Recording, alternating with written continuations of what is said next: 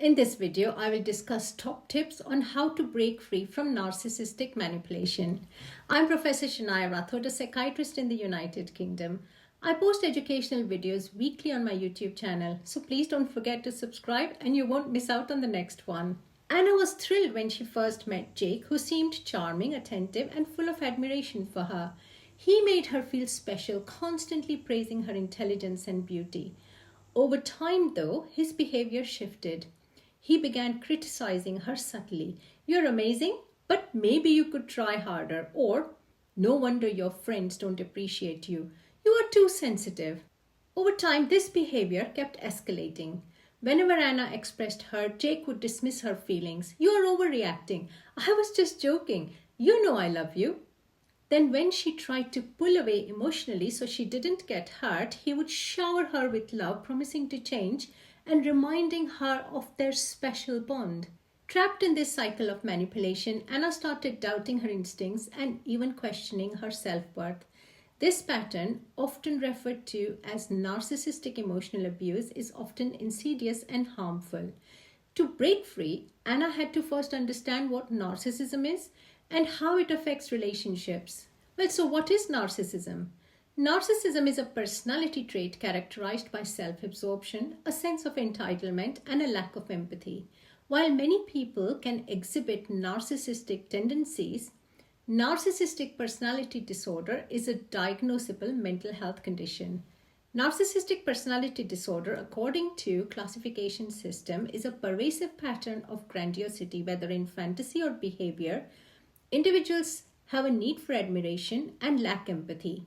The condition begins in childhood or early adulthood and presents in a variety of contexts. It is indicated by 5 or more of the following criteria: grandiose sense of self-importance, preoccupied by fantasies of unlimited success, power, brilliance, beauty, or ideal love. Beliefs that he or she is special and unique, requires excessive admiration, has a sense of entitlement, is interpersonally exploitative, lacks empathy, is often envious of others or believes that others are envious of him or her, and shows arrogant, haughty behaviors and attitudes. Despite this clear classification, the condition doesn't fit neatly into a single box, and individuals with the condition can have varied presentations and symptoms, and they can also change over time, making the diagnosis and indeed their presentation multifaceted. So what is the impact of narcissistic emotional abuse? Being in a romantic, familial, or professional relationship with a narcissist can be very damaging. They may use techniques like gaslighting. As an example, they may say, "I never said that. You are imagining things." As a result, people may question their own memory. People lose their identity because of the manipulation that erodes self-confidence and self-worth. And many may live in a state of chronic stress due to the emotional highs and lows of dealing with a narcissist, which leaves people emotionally exhausted and anxious.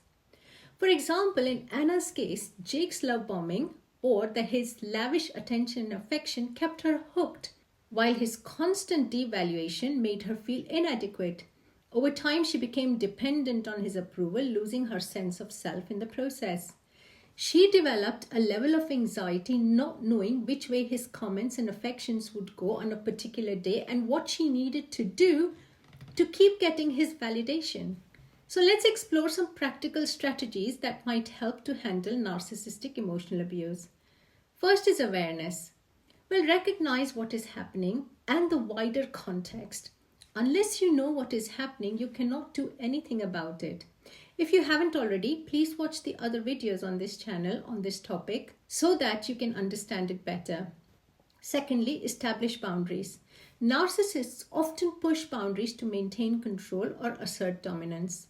Setting clear, firm boundaries is essential. Let me give you the example of Tom, whose co-worker Lisa often interrupted him during meetings and dismissed his ideas. Instead of reacting emotionally, Tom calmly said, "Lisa, I need to finish my thoughts before we move on. Let's allow everyone to contribute fully." By stating his boundaries respectfully but firmly, Tom set a precedent of how he expected to be treated. Boundaries must be clear and consistent. It is best not to engage in long debates about them. Number 3, limit emotional reactions. Narcissists often provoke others to elicit emotional responses which they use to manipulate or control. Staying calm and disengaged deprives them of this power. As an example, Amanda's brother constantly criticized her career choices, saying things like, "You'll never succeed in that field." Instead of defending herself, Amanda replied, "I see, you feel strongly about that," and redirected the conversation. This neutral response didn't give her brother the argument he was seeking. So how can you apply this technique? Well, practice the grey rock technique, responding to provocations with short, bland, unemotional answers. For example, if a narcissist accuses you of being selfish, respond with, "I hear your perspective." Then change the topic or remove yourself from that situation. Number 4, challenge negative beliefs. Narcissists often instill self-doubt, making you question your worth or judgment. Rebuilding self-esteem involves challenging these internalized messages. As an example, after years of being called too sensitive by her partner, Lily began to journal her experiences.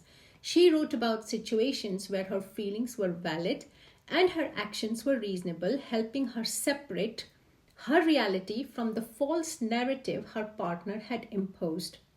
Over time, Lily regained trust in her emotions. So how do you apply this technique? Reflect on your own strengths and values. When you hear an internalized negative belief, ask the question, is this objectively true or is it something I was made to believe? Replace the self-critical thought with affirming ones like, "My feelings matter and I deserve respect." Number 5, stop trying to change them. Narcissists rarely change because they lack self-awareness and resist accountability. Accepting this frees you from the futile effort of trying to fix them. As an example, John spent years seeking his narcissistic mother's approval. He thought if he was the perfect son, Mom would finally treat him with kindness. Eventually, he realized that her behavior wasn't his fault and shifted his energy to nurturing healthier relationships with friends and siblings. So how do you apply this technique? Let go of the hope that the narcissist will change. Instead, focus on what you can control, setting boundaries, managing your reactions, and prioritizing your well-being. Number 6, consider low or no contact. Sometimes reducing or cutting contact with a narcissist is the healthiest option. As an example, after ending her relationship with a manipulative ex, Rachel blocked his number and unfollowed him on all social media. Although it was difficult initially, the peace she gained was totally worth it. For co-parenting, she used email for communication, sticking to facts, and avoiding emotional topics. So how do you apply this technique? If no contact isn't possible, go to low contact by limiting communication to necessary topics. Use neutral language and avoid engaging in arguments. Number 7, prepare for hoovering. When a narcissist senses they are losing control, they may try to hoover or pull you back with sudden kindness, apologies, or promises of change. As an example, after Maya distanced herself from her narcissistic ex, he began sending her gifts and heartfelt messages claiming he had changed. Recognizing this as a manipulation tactic, Maya stayed firm in her boundaries and didn't engage. So how do you apply this technique? If the narcissist attempts to draw you back in, remind yourself why you set boundaries in the first place. Stay grounded by reviewing the abuse you experienced and seeking support from others. Number 8, rebuild your identity. Narcissists often make you doubt who you are. Reconnecting with your passions and values is a key part of healing. As an example, Victor, after years in a toxic relationship, began volunteering at a local shelter and joined social groups. These activities helped him discover new strengths and build new friendships that affirmed his worth. So, how do you apply this technique? Identify activities or goals that excite you and help you feel as a whole. Whether it's volunteering, learning a new skill, or deepening existing friendships, prioritize actions that affirm your value and individuality. And don't forget self-care.